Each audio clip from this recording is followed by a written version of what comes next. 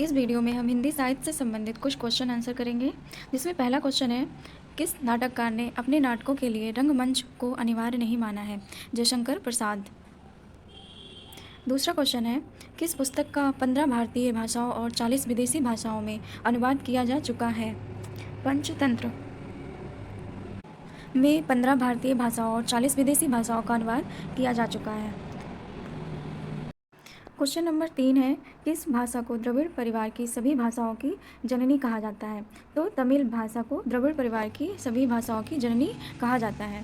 Question number 3 है, किस भाषा को भारतीय आर्य भाषाओं की जननी, भारतीय आर्य संस्कृति का आधार, देव भाषा आदि नामों से जाना जाता है? तो संस्कृत भाषा को देव भाषा आदि नामों से जाना जाता है। क्वेश्चन नंबर 5 है, किस युग को चालकोलिथिक एज कहा जाता है? तो ताम्र पाषाण युग को चालकोलिथिक एज कहा जाता है। क्वेश्चन नंबर 6 है, किस रचना की सर्वाधिक टीकाएं लिखी गई हैं? बिहारी सतसई की सर्वाधिक टीकाएं लिखी गई हैं। क्वेश्चन नंबर 7 है, कुटज की रचयिता कौन है? तो कुटज की रचयिता हजारी प्रसाद द्विवेदी जी हैं।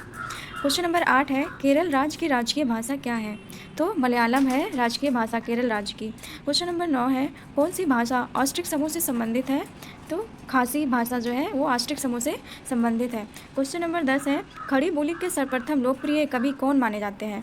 तो अयोध्या सिंह उपाध्याय हरिऔध जो है खड़ी बोली के सर्वप्रथम लोकप्रिय कवि माने जाते हैं।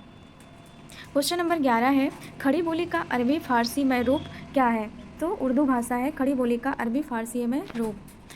क्वेश्चन नंबर 12 है, गंगा छवि वर्णन कविता के रचनाकार कौन है?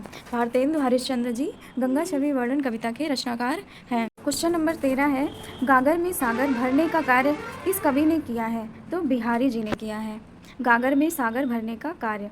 क्वेश्चन नंबर 14 है, गाथा या गाहा कहने से किस लोक प्रचलित काव्य भाषा का बोध होता है? प्राकृत काव्य भाषा का बोध होता है। क्वेश्चन नंबर 15 है, गुप्त वंश का संस्थापक कौन था? श्री गुप्त थे गुप्त वंश के संस्थापक। क्वेश्चन नंबर 16 है, गोदान किसकी कृति है? प्रेमचंद्र की कृति है गोदान। क्वेश्चन नंबर 17 है, गौतम बुद्ध ने अपने उपदेश सबसे अधिक किस स्थान पर दिए? श्रावस्ती में गौतम बुद्ध ने अपने उपदेश सबसे अधिक दिए हैं। क्वेश्चन नंबर 18 है, घनिष्ठ की शुद्ध उत्तरावस्था क्या है? घनिष्ठ की शुद्ध उत्तरावस्था है। क्वेश्चन नंबर 19 है, चंद्रबर दाई किसके दरबारी कवि थे? पृथ्वीराज चौहान जी के दरबारी कवि थे। क्वेश्चन नंबर 20 है, चंदन विष व्याप्त नहीं लिपटे राहत भुजंग इस प्रस्तुति पंक्ति ने रचयिता कौन है? रहीम जी हैं। क्वेश्चन नंबर 21 है, चरण दास चोर किसकी नाट्य कृति है? हबीब तनवीर जी की है। क्वेश्चन नंबर 22 है, चांद का मुंह टेढ़ा है काव्य की रचयिता कौन है? गजानन माधव मुक्ति बोध जी हैं। क्वेश्चन नंबर 23 है, चारु शब्द की शुद्ध भावात्मक संज्ञा क्या है? चारुता। क्वेश्चन नंबर 24 है, चिंतामणि के रचयिता कौन है? रामचंद्र शुक्ल जी हैं चिंतामणि के रचयिता।